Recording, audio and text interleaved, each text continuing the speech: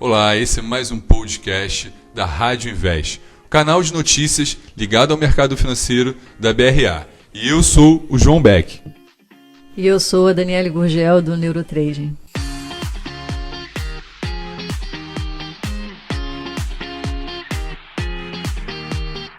Legal, Dani, vamos falar um pouco hoje sobre aspectos comportamentais do trader. A gente sabe que é importante o estudo, as análises, mas a gente tem a noção que o comportamento errado pode atrapalhar o trader, por mais que ele tenha todos os setups preparados, estudo, se ele não tiver um bom comportamento, ele não vai ter um bom sucesso, né? E aí eu vou falar um pouquinho da minha trajetória. Eu iniciei no mercado em 2008. Na época, minha primeira operação em bolsa foi o IPO da BMF Bovespa. E foi uma operação que eu saí vencedor logo de cara. Recebi aquele gain, né? E o mercado ele é muito sedutor por si só.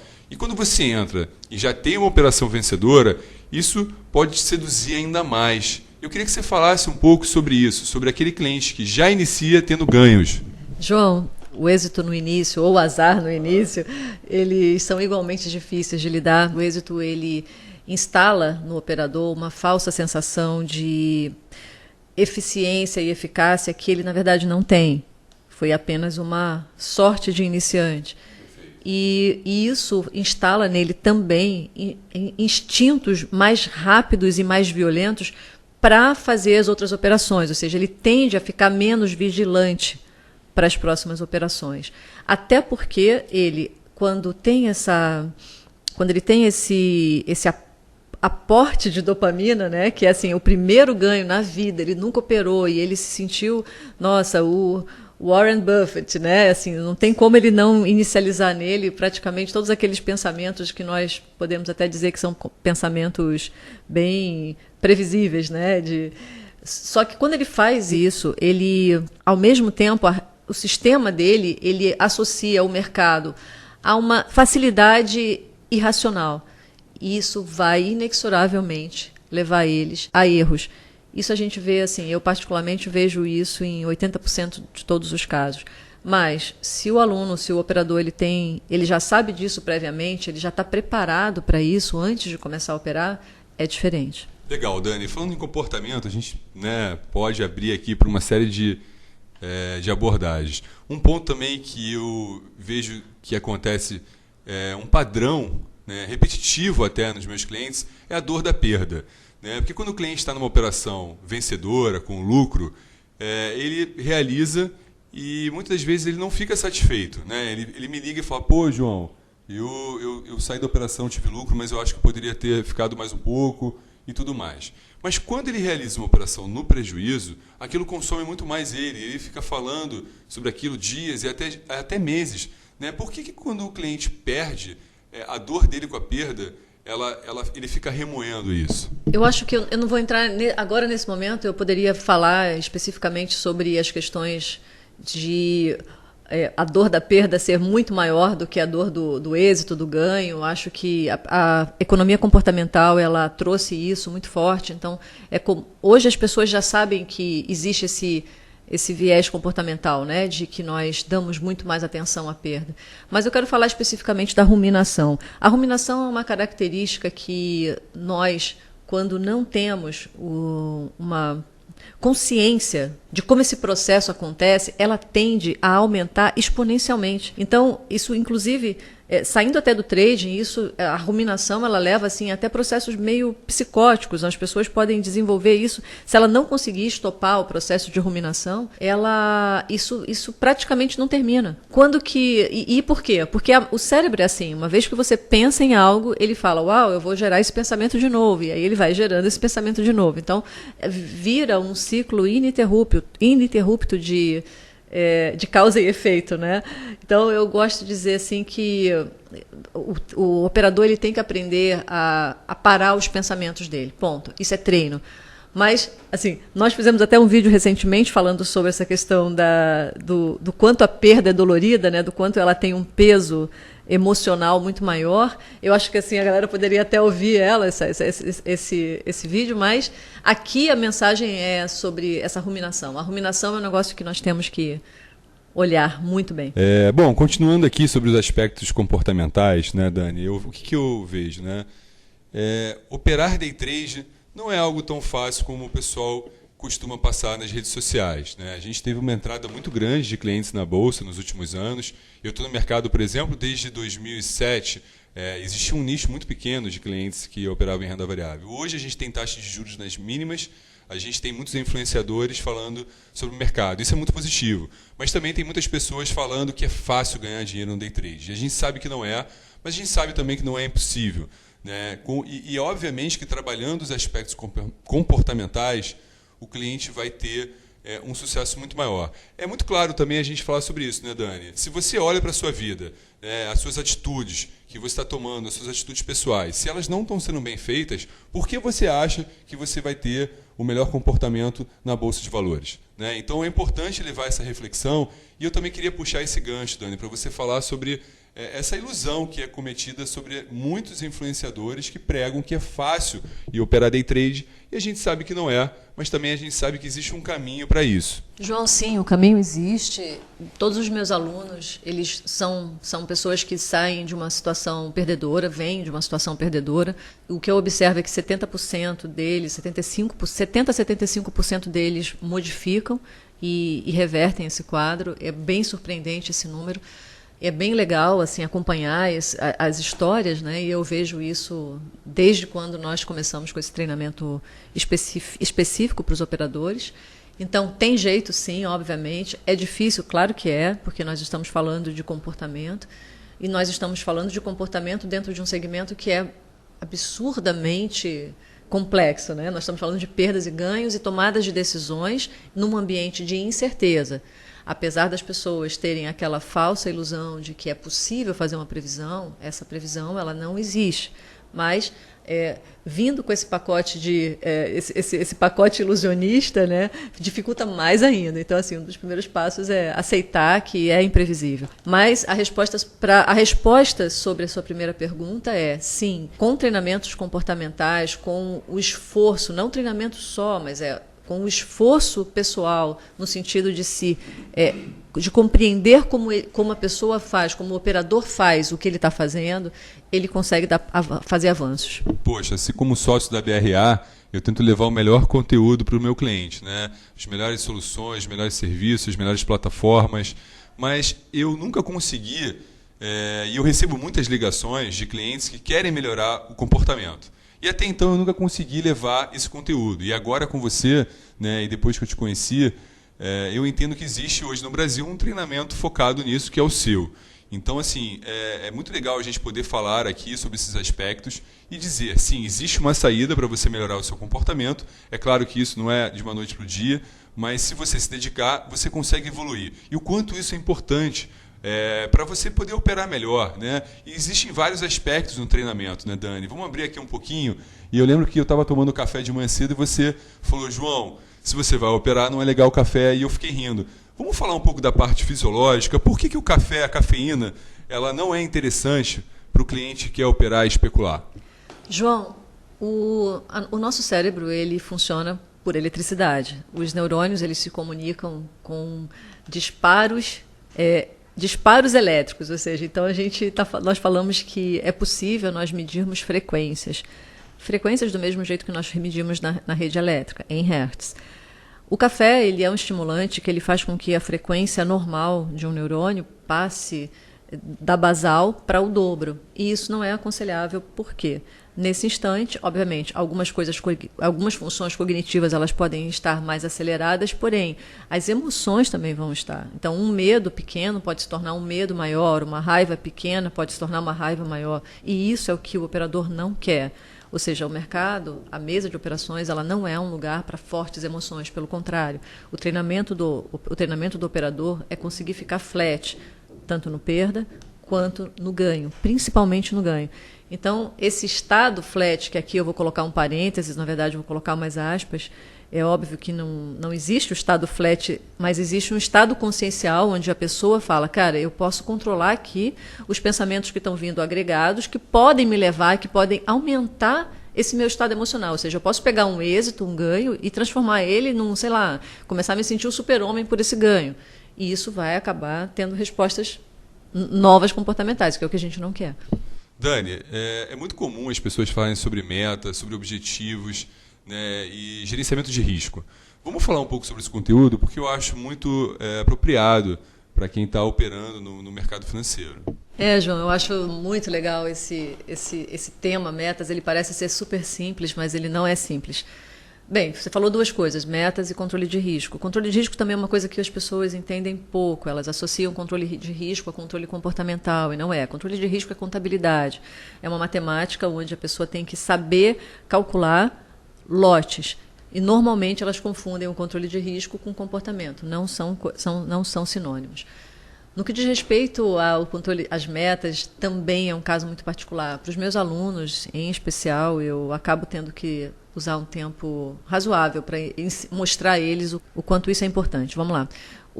A meta, quando ela é colocada, ela pode ser positiva se a pessoa que está colocando aquela meta tiver dentro do setup mental dela uma facilidade para cumprimento de metas. Então, nesse primeiro momento, se a pessoa fala assim, cara, eu sou um ótimo cumpridor de metas, a meta vai funcionar muito bem. Se ele não é um cara que normal ou uma mulher que não tem essa facilidade, a meta ela vai ser um estressor. Porque na hora que a pessoa estabelecer essa meta, ela vai dizer, cara, eu não consigo cumprir. Talvez eu não cumpra. E, por si só, esse pensamento já vai gerar comportamento nesse sentido. Então, outra coisa também é a obrigatoriedade. A meta, ela instala na pessoa uma obrigatoriedade. Isso pode gerar um overtrading. Porque tem momentos que um dos grandes aprendizados do operador é saber não operar. Mas, quando ele tem uma meta pré-estabelecida, automaticamente ele vai ter... ele vai automaticamente querer operar. Por quê? Porque ele quer cumprir a meta. Então, eu gosto de falar que as metas intradiárias elas podem ser elas podem ter uma resposta ao contrário. Ao passo que uma meta que possa ser numa escala de tempo diferenciada, por exemplo, eu vou querer uma meta mensal, ela é diferente. Então, trabalhar com metas mais alongadas pode fazer com que as metas não façam com que o operador tenha comportamentos que sejam ao contrário do que ele quer quando ele põe a meta. Mas legal a gente falar sobre o gerenciamento de risco, porque é algo que todos falam, e eu entendo o seguinte, eu opero e escuta muito no mercado aquilo, não, tem que ganhar R$200 por dia, tem que ganhar R$100. Na minha opinião, Dani, isso é besteira. Eu já tive dias que eu abri a plataforma e eu ganhei R$10 mil. Então, se eu for ficar pensando nisso, eu acho que eu vou me limitar em momentos que eu posso deixar fluir. E isso é uma grande dificuldade, a gente falou disso no outro vídeo, que é o cliente quando perde, ele fica corajoso, e o cliente quando está ganhando, pela essência do ser humano, ele quer o quê? A recompensa. Eu acho bacana também a gente falar sobre esse tema, né, que é a questão da recompensa. Sim, João, a recompensa é um capítulo separado dentro da neurociência, porque basicamente nós, mamíferos, somos movidos por alguns químicos que nos dão a recompensa, que nos dão a sensação de recompensa. E, na verdade, ela o tempo todo está acontecendo. Às vezes, nós pensamos que a recompensa está só associada a grandes eventos. Não, nós levantamos da cama de manhã porque esse circuito está funcionando, nós nos alimentamos também porque esse circuito da recompensa está funcionando. Mas existem, assim, catalisadores, existem gatilhos que praticamente transformam... particularmente eles potencializam essa circuitaria da recompensa. E um deles é o ganho de dinheiro, inexoravelmente. Ganho de dinheiro, sexo, drogas também fazem isso. Enfim, existem eventos que nós acabamos de nós nos expomos como seres humanos que praticamente transformam essa experiência numa grande experiência, diferente dos outros animais. Então, o mercado financeiro, ele realmente é um grande gatilho para o tempo todo estar ativando essa rede. E nós estamos falando de uma coisa muito interessante, que são recompensas aleatórias. As recompensas aleatórias, elas são realmente viciantes, porque é como se você estivesse colocando assim, coloca um animal, onde você vai dar uma bananinha para ele todo dia para ele fazer uma coisa. E se você tira a bananinha dele, ele não vai fazer mais. Mas se você hoje dá uma bananinha para esse animal e amanhã não dá de novo, e depois de amanhã você dá de novo para ele... você, quando parar de dar, ele não vai parar de fazer. Ou seja, ele vai sempre estar executando aquilo que você sugeriu. Isso é experimental. Então, a recompensa aleatória, ela é um tipo de gatilho emocional muito, muito complexo, e a pessoa tem que ter a consciência disso. Porque se ela não tiver a consciência disso, ela não vai saber lidar com isso.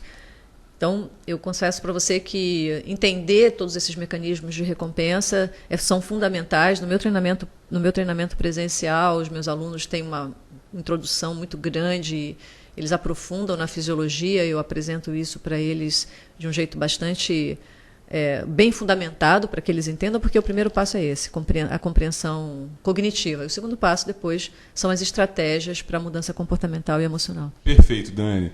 Vamos falar de mais um ponto interessante, né? Que é as operações em contratos futuros. Quando eu iniciei no mercado, era comum isso só para instituições, pessoas jurídicas. O cliente pessoa física operava ações. De 2014 para cá, você teve uma entrada maciça de clientes em contratos futuros, que nada mais é do que um derivativo do índice, né? Uma operação levada a um valor futuro. E o que eu vejo, Dani? Sabe, quando você vai no cassino, você já foi alguma vez? Você chega lá, você pega todo o seu dinheiro e eles transformam em ficha. Para quê? Para justamente você perder a noção do dinheiro. E no mercado financeiro, né, a Bolsa de Valores, ela não é um jogo, não é um cassino. E eu vejo que muitos clientes se deixam levar dessa forma, porque a gente fala em número de pontos, a gente fala em lote de contratos, mas o notional da operação, o volume financeiro, pouco se fala. Como é que é a sua preocupação em relação a isso, né? Ao cliente ter o entendimento correto de todos os riscos que ele está correndo quando ele entra numa operação de índice, de dólar, em contratos futuros, por exemplo? A falta de percepção, nós estamos vendo numa sociedade que a tendência da nossa sociedade é nos tornarmos moneyless. Na China a gente já temos, né? A China praticamente já é quase que uma sociedade moneyless. E isso é uma tendência. É engraçado que isso tira a nossa percepção do valor do dinheiro. Então, nós podemos falar assim, que no começo, 2000 anos atrás, quando nós tivemos as primeiras moedas, aí a Roma antiga, nós tínhamos uma moeda que era, literalmente, o valor intrínseco dela era o valor do metal, o valor seja da prata, seja do ouro. E lá, desde a época da Roma antiga, de 300 anos antes de Cristo, as primeiras desvalorizações da moeda já começaram, né? Então, assim, as moedas que tinham 100% de prata passaram a ter metade da prata, e as desvalorizações já começaram lá atrás, quando as primeiras guerras começaram lá. Mas, enfim, só que antigamente nós tínhamos moeda, depois essas moedas se transformaram em papel. Né? O papel em si, ele não tem o valor, né? O valor intrínseco não estaria no papel. E hoje a gente não tem mais papel, já é um plástico. E, na verdade, as moedas viraram, na verdade, bits.